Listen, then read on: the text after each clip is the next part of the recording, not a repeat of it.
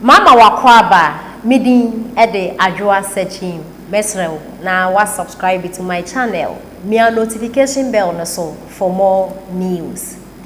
Magoo NDC ni woman ya or contested Hanabisi for National Women Organizer. Ofeli putoi ni wasem ena making. Ebusuafo Magoo de ensem bia tudwa afa Vice President Dr. Bawumiano ho na meka senche no yenti ensem a Magoo de etudwa ne sansombra. Look how risky it is when you are coming from American house. Bawumia, you cannot buy red, gold, green lights. Red, gold, green. When you see the traffic light, Bawumia, you cannot buy. You are telling us you fix Dumso. How did you fix Dumso? You cannot fix malfunction traffic light. Ordinary street lights you cannot provide. You fix Dumso. How did you fix Dumso? And you are telling us that when you vote for the NDC, they are bringing Dumso. Who said Dumso is not here? And you go to the XL areas. Everywhere is dark. Everywhere is dark. So there is Dumso already. But if they came to fix Dumso, why did Kenoforiata go to Parliament and complain about we NDC giving excess capacity? We gave the excess capacity because we had this country in mind and we had this country in mind to develop it. At least, when they won, they said one district, one factory. The excess capacity was for them to. Ebusuafo ensem we ena Magoo de atudwa. Na Magoo, do you think sitting on TV to speak big English means you have sense than anybody in this country? Dabi entesa. O kan profa kesi wo TV so no interest o ni mi answer singana fu ina dabi. Look at how and I say look at the way you are talking to someone's husband.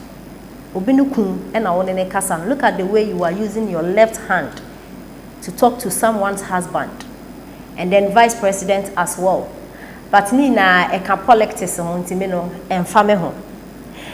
But Magoo onsema wokan obi a obehwe wonsam na asibia adwen beba nipa ni trim ene say ida say wo ye propaganda ana say sebio asema wokan na wonnim asema wokan ana say sebio wadwen mu ye ha. Politicians, we are tired of you, both NPP and NDC fu ina ya bremo ankasa ensem bebre ena Magoo ekan but the enyami won ba ko pa a eso pa e Dumso no ho asem a okan say NPP fo say omo no be solve Dumso na enyomo a eye NDC fo e na omo solve Dumso eye oman penida da John Dramani Mahama e na o solve Dumso. Fantastic, perfect. Oman penida da John Dramani Mahama ye da wase. But question we na ya de bia me bisa NDC fo mama me answer. 4 years aye call Dumso mo Ghana hanom aye kwa hohiahia mu enkrofo ndwuma sei enkrofo fam wi because na we obi operation wo dum light nipa ne fam wi no. At that time na ye kasa omanpenda da John Dramani Mahama solve Dumso no na omanpenda da John Dramani Mahama na owo hemfa na oni country we mu semu ni ma NDC fo omane ye kan kire mu light eye one thing the most important thing abeka ya brabo ho ewo wiase afane nyina enye Ghana hanko a without light no and they wiase no akoye useless. Without light and then internet no wiase akoye useless. Enti Magoo wo ka say wo si Dumso asanso aba hwe light call 1 day or 2 days or 3 no. Look at how our ho eyira ye da Dumso for 4 good years. Into omanpenda da John Dramani Mahama obefia bemu no e na osolve Dumso se na be ya Ghana for sebio ye jimi ntie beto abama no sana politicians ni mu hunyen me problem ne. Look at how Dumso ebe collapsing juma e wo Ghana hanom. Look at how Dumso a lot of people died during Dumso no. Do you know the reason why ntia Yvonne Nelson a tweeted Dumso e wone Twitter page a ebeye kese a Dumso demonstration no e course wo Ghana hanom no because we were going through what can I say hell we were going through hell na enye dum so no na enye say businesses obi a okọ adwuma obetimi akoyeti edi no obekọ no wadum light no wa share akotena fie cost of nduma seye okọ asafo a big cost obi na wo because of doom so nti do you know damage doom so e cost Albertina TV so say common traffic light in po vice president intime fix into the left hand kasa channel. What is traffic light?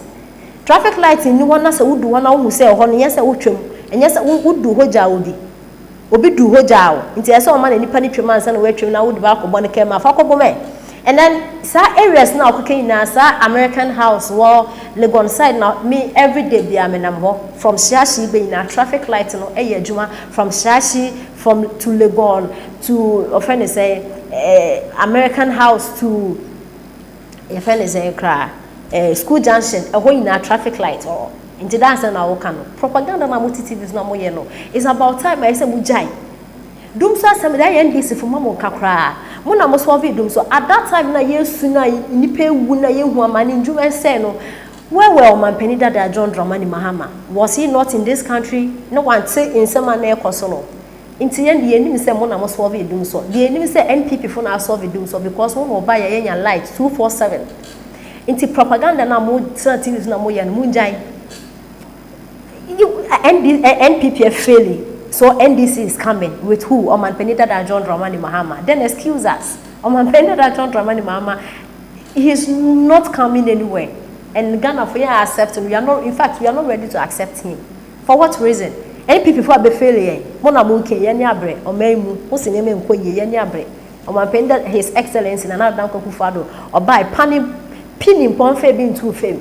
Yati ase His Excellency ba onye she. Besia ne siko kobo ina wedi yati ase Omampenda da John Dramani Mahama Ibola keke enduga na hanu crowd yen kwa IMF no sika no ode aye Ghana Dubai yepe nimbre twem Dubai no ye no mo no be fufu so beto aso someone with fresh idea beto aso no Omampenda da John Dramani Mahama no bande no de ba enkuko bu nketenkete na enkuko nketenkete no de ba where policy no Omampenda da John Dramani he's not coming again and we don't want him. Intend this for more propaganda na more to bring Omampenda da John Dramani Mahama there. Excuse us. If you are bringing a new person there with fresh idea, why not? I don't have any problem with NDC. I don't have any problem with NPP. But nipo beba on mind be you know.